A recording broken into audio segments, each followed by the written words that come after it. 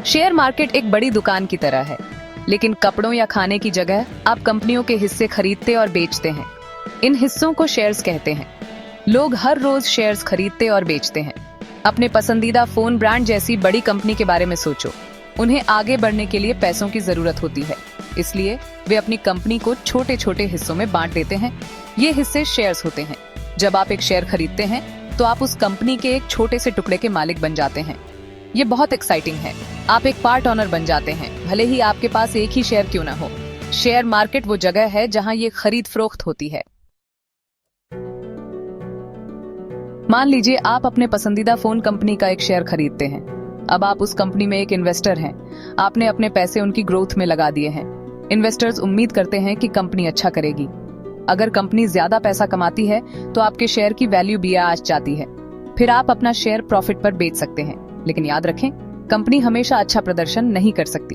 अगर उन्हें नुकसान होता है तो आपके शेयर की कीमत कम हो सकती है। ये एक इन्वेस्टर के रूप में आप जोखिम उठाते हैं।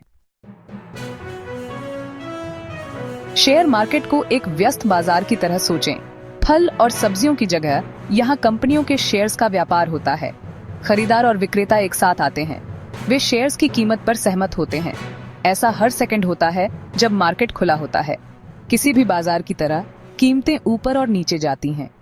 कीमत इस बात पर निर्भर करती है कि लोगों को लगता है कि कंपनी भविष्य में कितना अच्छा करेगी। आप शेयर मार्केट में किसी दुकान की तरह नहीं जा सकते। शेयर्स खरीदने और बेचने के लिए आपको एक खास अकाउंट की जरूरत होती है। यह अकाउंट स्टॉक ब्रोकर के पास होता है। स्टॉक ब्रोकर शेयर मार्केट में आपके गाइड की तरह होता है। वे शेयर्स खरीदने और बेचने में आपकी मदद करते हैं। वे आपको यह भी सलाह देते हैं कि कौन से शेयर्स खरीदें। अकाउंट खोलना आसान है। कई ऐप्स और वेबसाइट आपको ऑनलाइन शेयर्स का व्यापार करने देती हैं। एक बार जब आपके पास अकाउंट हो जाता है तो आप कम या ज्यादा पैसों से इन्वेस्ट करना शुरू कर सकते हैं। लोग कई कारणों से शेयर मार्केट में इन्वेस्ट करते हैं। कुछ लोग बैंक अकाउंट से ज्यादा तेजी से अपनी बचत बढ़ाना चाहते हैं। दूसरे लोग रिटायरमेंट के लिए इन्वेस्ट करते हैं।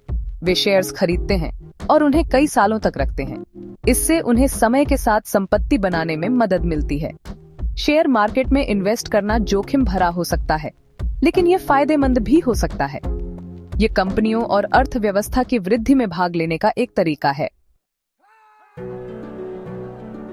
सेक्शन 6, शेयर मार्केट में प्रॉफिट और रिस्क। जब आपके शेयर्स की वैल्यू बढ़ती है तो आपको प्रॉफिट होता है। आप अपने शेयर्स को जितना पैसा दिया था उससे ज्यादा में बेच सकते हैं। शेयर मार्केट में लोग इसी तरह पैसा कमाते हैं। हालांकि शेयर मार्केट अप्रत्याशित हो सकता है। शेयर्स की वैल्यू कम भी हो सकती है। अगर आप जितना पैसा दिया था उससे कम में बेचते हैं तो आपको नुकसान हो सकता है। इन्वेस्ट करने से पहले जोखिमों को समझना जरूरी है। जितना आप खो सकते हैं उससे ज्यादा कभी भी इन्वेस्ट न करें।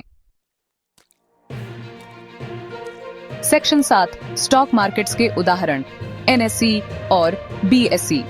भारत में हमारे पास 2 मुख्य शेयर मार्केट हैं, नेशनल स्टॉक एक्सचेंज या एनएसई और बॉम्बे स्टॉक एक्सचेंज या बीएसई। ये भारत में शेयर्स के सबसे बड़े बाजार की तरह हैं। बड़ी और छोटी कंपनियां एनएसई और बीएसई पर अपने शेयर्स लिस्ट करती हैं। आप इन स्टॉक एक्सचेंजों के जरिए रिलायंस, टाटा या इन्फोसिस जैसी कंपनियों के शेयर्स खरीद सकते हैं। ये पूरे देश के खरीदारों और विक्रेताओं को जोड़ते हैं। सेक्शन 8, निष्कर्ष। सरल भाषा में शेयर मार्केट। शेयर मार्केट भले ही कॉम्प्लिकेटेड लगे, लेकिन मूल रूप से यह आसान है। यह शेयर्स नामक कंपनियों के हिस्सों को खरीदने और बेचने की जगह है। शेयर मार्केट में इन्वेस्ट करने से आपको अपने पैसे बढ़ाने में मदद मिल सकती है, लेकिन इसमें शामिल जोखिमों को समझना जरूरी है। याद रखें, छोटी शुरुआत करें, सीखते रहें और किसी फाइनेंशियल एडवाइजर से मदद मांगने से कभी न डरें। Section 9, disclaimer. मैं कोई फाइनेंशियल एडवाइजर नहीं हूं। ये कोई फाइनेंशियल सलाह नहीं है। कोई भी इन्वेस्टमेंट करने का फैसला लेने से पहले किसी प्रोफेशनल से सलाह जरूर लें।